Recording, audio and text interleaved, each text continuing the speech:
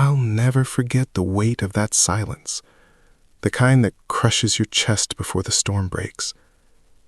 I came home early that Thursday, unusually early. My boss had let us out after we closed a major deal, and I was buzzing with excitement. I'd planned to surprise Maya, maybe take her to that Italian place she loved. We'd been engaged for 8 months, and everything felt right.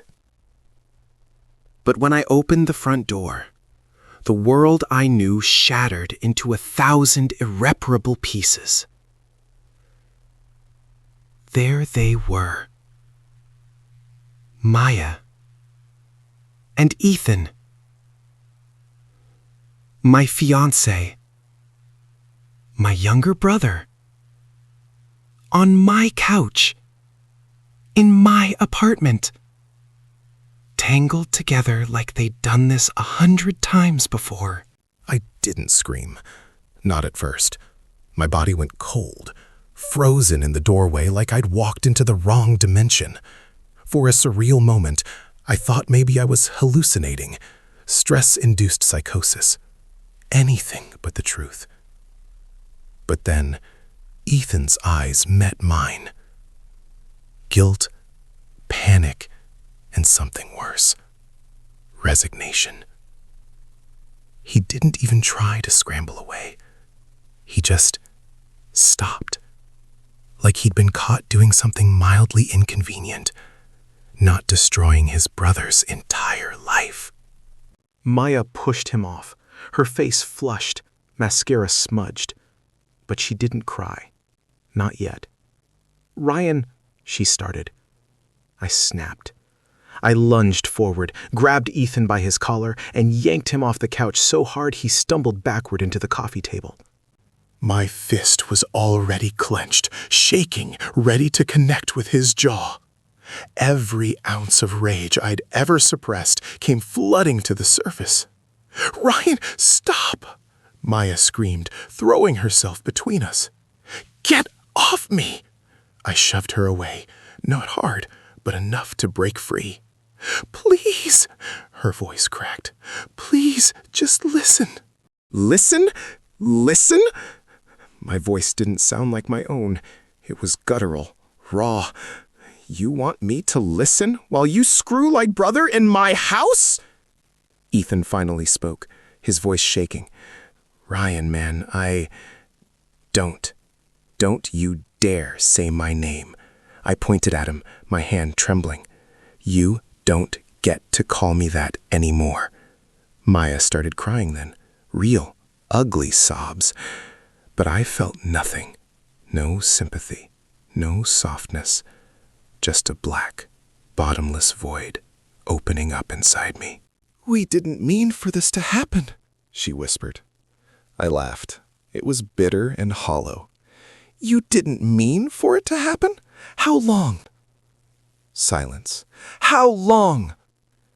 Ethan looked at the floor. 6 months. 6 months. We'd been engaged for 8. The math was simple. Devastating.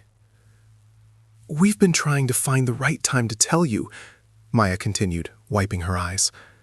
"We knew it would hurt you, but Ryan, we love each other."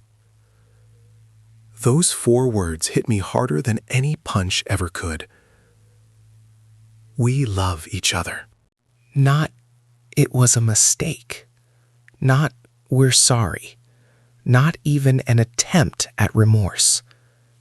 Just love. As if that justified the betrayal. As if love made it noble. "Get out."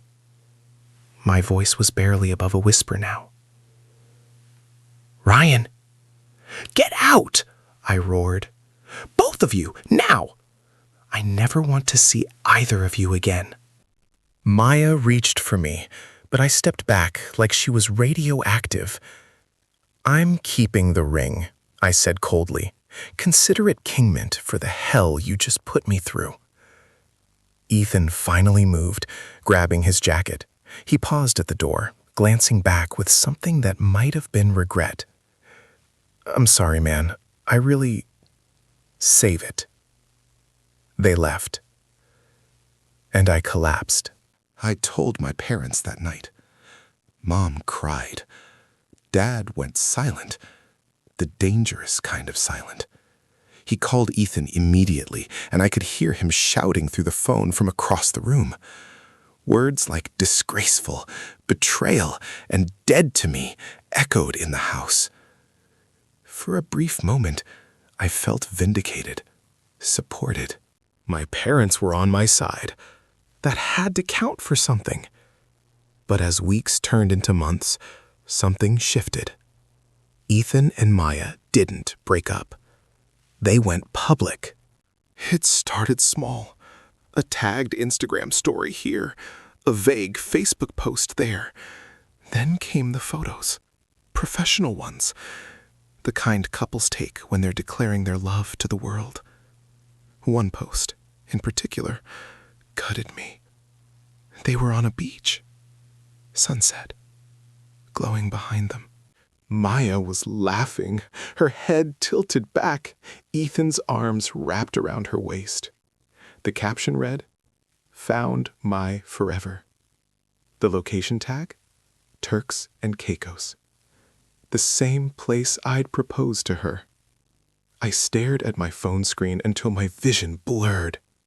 My cousin Caleb texted me minutes later. Dude, you saw it? Yeah. I'm gonna call him. This is sick. Don't bother. He doesn't care. But Caleb called anyway. So did my Aunt Diane, my Uncle Marcus, my college buddies. Everyone rallied around me at first, offering support, condemnation, promises that Ethan and Maya would crash and burn. But they didn't. They thrived. Month after month, their relationship deepened. Vacation photos, dinner dates, couples' Halloween costumes. They were building a life together, publicly, shamelessly, unapologetically. And slowly, horrifyingly, people started to forgive them. The turning point started with my mom. "Ryan, sweetheart, I know this is hard," she said over the phone one night, "but Ethan's still your brother, and Maya, well, people make mistakes." Mistakes. That word again. They didn't make a mistake, Mom. They made a choice for 6 months. I know, but they seem really happy, and you deserve to be happy too. Maybe moving on means accepting. I'm not accepting anything. But the pressure didn't stop there. Family members who'd once called Ethan a selfish bastard were now softening, saying things like, "Love is complicated," and "At least they're being honest now." Honest? Now. As if honesty after months of lies somehow absolved them. By Thanksgiving, the family dynamic had completely fractured. I didn't want to go to the dinner, but Mom begged. She used every guilt trip in the book, even cried on FaceTime. "Please, Ryan, it's Thanksgiving. We're supposed to be together." I caved. Worst decision of my life. The moment I walked into my parents' house, I saw them, Ethan and Maya, sitting together on the couch, his arm draped over her shoulder like it was the most natural thing in the world. Mom rushed over, hugging me too tight. "I'm so glad you came." I didn't answer. Dinner was agony. We sat at a long table, me on one end, them on the other. The distance didn't help. I could still see their hands intertwined under the tablecloth, still hear Maya's soft laugh at Ethan's jokes, still feel the weight of everyone's stares, waiting for me to explode.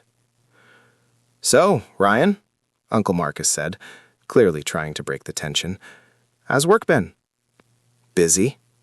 "That's good. Staying busy is good." Silence.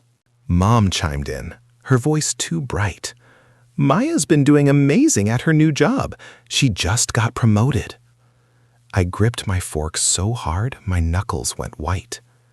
Yeah, Ethan added, smiling at her. She's incredible. I'm so proud of her.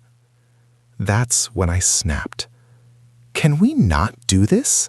I said, my voice cutting through the room. Everyone froze.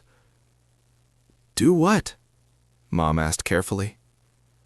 Pretend. Pretend like everything's fine. Like we're one big, happy family. Ryan, Dad started. No, I'm done pretending. You all act like what they did was some minor inconvenience. But it wasn't.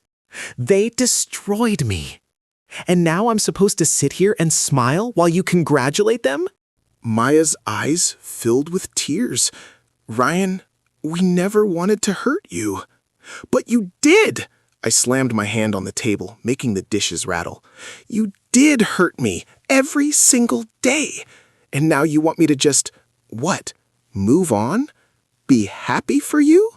Ethan stood up. Look, I get it. I messed up. But we're trying to build something real here. Maybe you should try doing the same instead of staying stuck in the past. I stood too, my chair scraping loudly. Stuck in the past? It's been less than a year. You don't get to tell me how to heal from what you did. Enough, Dad's voice boomed. This is Thanksgiving. We're not doing this. Then I'm leaving. I walked out, slammed the door, and never looked back. Weeks later, the family group chat exploded. Big news! Maya and I are moving in together. My stomach dropped. Immediately, the congratulations poured in. That's wonderful. So happy for you both, Mom said. Proud of you, son. Best of luck, Dad said. Exciting times, Uncle Marcus said. I stared at my phone in disbelief. Before I could stop myself, I typed, "Me! Are you all serious right now? You're congratulating them like they didn't ruin my life?" The chat went silent. Then, Ryan, I know it's hard, but they're still family. We have to support each other. Support? You want me to support the people who betrayed me? Everyone makes mistakes, Ryan. 3 months later, it arrived. A crisp white envelope with gold lettering. You are cordially invited to the wedding of Ethan Carter and Maya Sullivan. I stared at it for a long time. Then I laughed.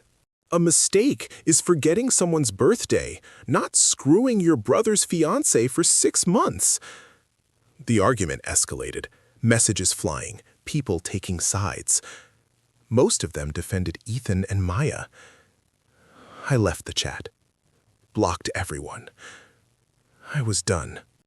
A cold, humorless laugh. They actually expected me to come. My phone rang. Mom. Please, Ryan, just come. It would mean so much to the family. No. It's time to move on. To heal. I am healing by staying far away from them. You're being selfish.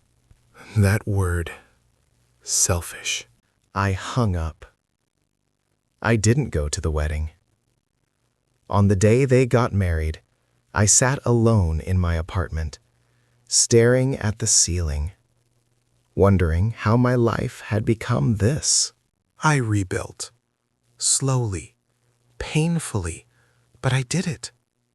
New friends, new hobbies, therapy, a promotion at work. I stopped checking their social media, stopped torturing myself. And then, one day, a letter arrived. From Ethan. I almost threw it away, but something made me open it. Ryan, I know I don't deserve your forgiveness. I know what I did was unforgivable. But I miss you. I miss my brother. I don't expect you to forget. But maybe one day we can try to rebuild what we lost. Ethan. I read it 3 times. Then I put it in a drawer. Maybe one day I'd respond. But not today. Today, I was focused on me. And that was enough.